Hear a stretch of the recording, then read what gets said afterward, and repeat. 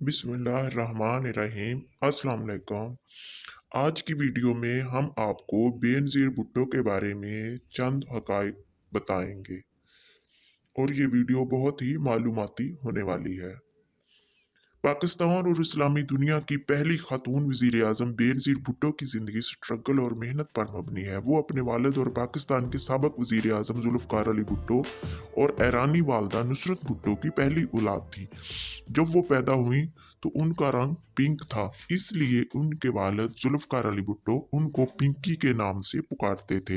मोहतरमा बेनज़ीर भुट्टो किस शख्स से शादी करना चाहती थी और उससे उनकी शादी क्यों ना हो सकी। जब वो वज़ीर आज़म बनी तो रात को दरियाए रावी के पुल को नंगे पांव पार क्यों किया था। उनके भाई आसिफ अली जरदारी की तस्वीर को कौन सी जगह पर लगाते थे। बेनज़ीर भुट्टो का पाकिस्तान के साबिक़ वज़ीर आज़म इमरान खान के साथ क्या ताल्लुक था। वो खान साहब को द लायन ऑफ लाहौर क्यों कहती थी, यानी लाहौर का शेर क्यों कहती थी। सब मालूमात हम आपको आज की वीडियो में बताएंगे। वीडियो पर नए हैं तो सबसे पहले हमारी वीडियो को लाइक और सब्सक्राइब कर लें ताकि हमारी इस मालूमाती वीडियो आप तक सबसे पहले पहुंच सके। मुस्लिम दुनिया और पाकिस्तान की सबसे पहली खातून वज़ीर आज़म बेनज़ीर भुट्टो 21 जून 1953 को कराची में पैदा हुई। इनका ताल्लुक एक सियासी और जागीरदार घराने से था। इनके वालिद ज़ुल्फ़िकार भुट्टो का ताल्लुक सूबा सिंध से था और इनकी वालदा नुसरत भुट्टो ईरान की एक शिया खानदान से ताल्लुक रखती थी।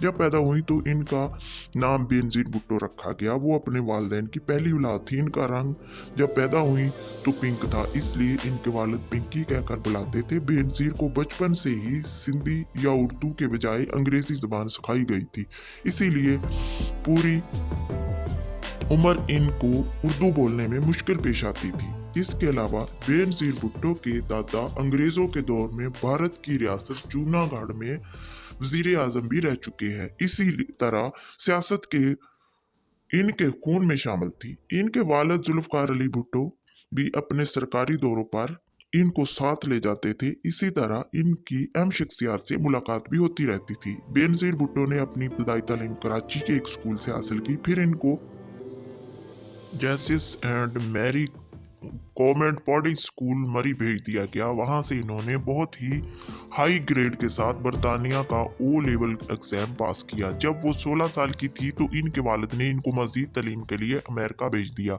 वहां से इन्होंने red Cliff college of Harvard university में दाखिला लिया।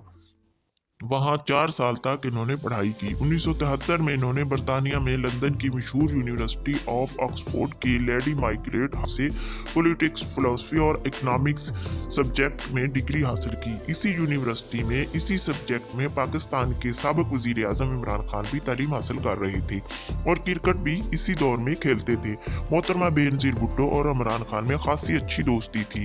बेनज़ीर भुट्टो खान साहब की जहानत और काबिलियत से बहुत मुतासिर थी, इसीलिए इनको द लायन ऑफ लाहौर कहकर पुकारती थी। जब खान साहब ने सियासत में कदम रखा तो इन दोनों के दरमियान इज्जत और एहतराम का रिश्ता था जो हमेशा बरकरार रहा। आज तक इमरान खान ने इनके किरदार के बदले में कोई गलत बात नहीं की और ना ही बेनज़ीर ने इमरान खान की किरदार कशी की। मोहतरमा बेनज़ीर भुट्टो सियासत में कदम रखने से पहले लंदन में कुछ अरसा एक मैगजीन में एक मामूली नौकरी भी करती थी। ये उस वक़्त तक करती रही जब तक वो पाकिस्तान वापस ना आई थी। इनकी शोहरत उस वक़्त मिली जब वो अपने वालिद के साथ भारत गईं। भारत की वज़ीर आज़म इंदिरा गांधी से इनकी मुलाकात भी हुई। इस मुलाकात को मीडिया ने बहुत हाईलाइट किया। ये बात बहुत आम है कि इमरान खान को कभी किसी के जनाजे में नहीं देखा गया। वो अपने किसी अजीज और दोस्त के जनाजे में भी नहीं गए। ये इंकशाफ बेनज़ीर भुट्टो के बारे में भी है। सीनियर सहाफ़ी हारून रशीद ने अपने एक प्रोग्राम में बताया कि किसी बाबे के कहने पर बेनज़ीर भुट्टो ने एक दिन आधी रात को नंगे पांव रावी दरिया का पुल पार किया था। बेनज़ीर भुट्टो मानसहरा के एक बाबे के पास भी जाती थी और इससे छड़ियाँ भी खाती थी ताकि इनकी मुश्किलात दूर हो। बेनज़ीर भुट्टो जब 1977 में पाकिस्तान वापस आई तो इनके वालिद का तख्त उस दौर के आर्मी चीफ जनरल ज़ियाउल हक ने उल्टा दिया और 2 साल बाद इनको कत्ल के एक मुकदमे में फांसी हो गई। इसके बाद बेनज़ीर भुट्टो और इनकी वालदा को मुख्तलिफ जेलों में रखा गया। कई महीनों तक हाउस अरेस्ट में भी इनको रखा गया।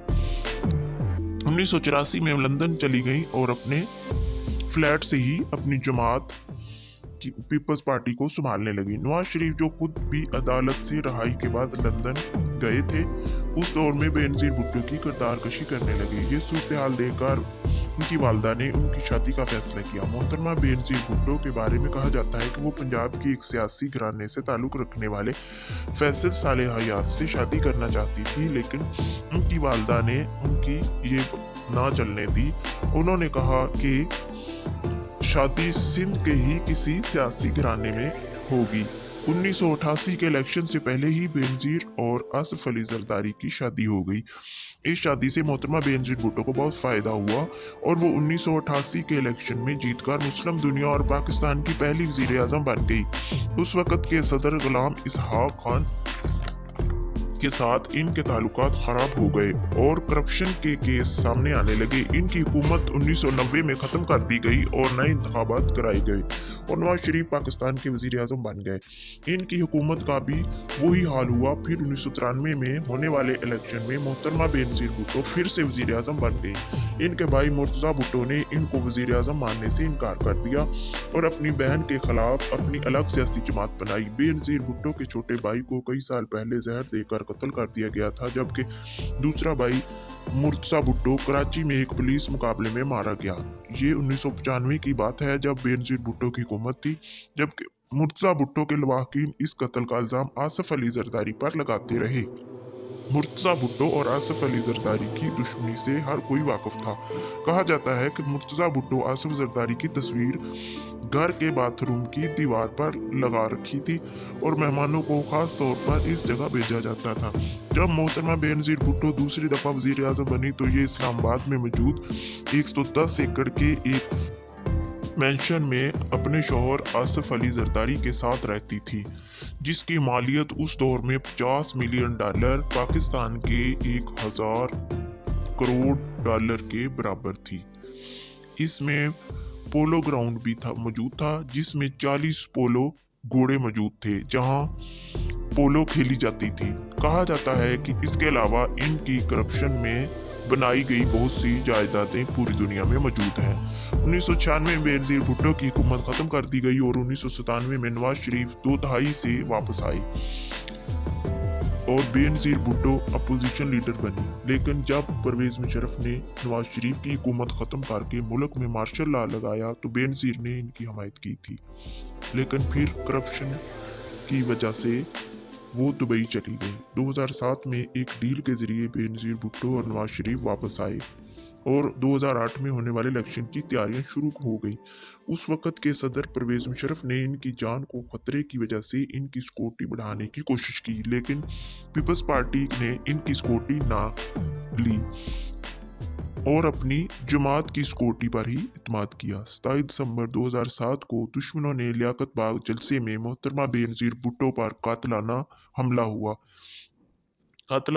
किया और कमज़ोर सिक्योरिटी की वजह से वो कामयाब हो गए और मोहतरमा बेनज़ीर भुट्टो एक प्रोफेशनल शूटर की गोली का निशाना बनी और अपनी जान की बाजी हार गई। इनके असल कातिलों का आज तक कुछ मालूम ना हो सका, लेकिन अक्सर लोग ये कहते हैं कि उनके कत्ल के बाद जिसको सबसे ज़्यादा फ़ायदा हुआ वही उनका कातिल भी है। अब उनका बेटा बिलावल जरदारी सियासत में आ चुका है और वो उन लोगों के साथ इत्तेहादी हुकूमत में शामिल है जो उसकी वालदा की किरदार कशी करते रहे हैं। आपको हमारी वीडियो कैसी लगी कमेंट में ज़रूर बताइएगा और हमारी वीडियो को लाइक और सब्सक्राइब ज़रूर कर दीजिएगा ताकि हमारी आने वाली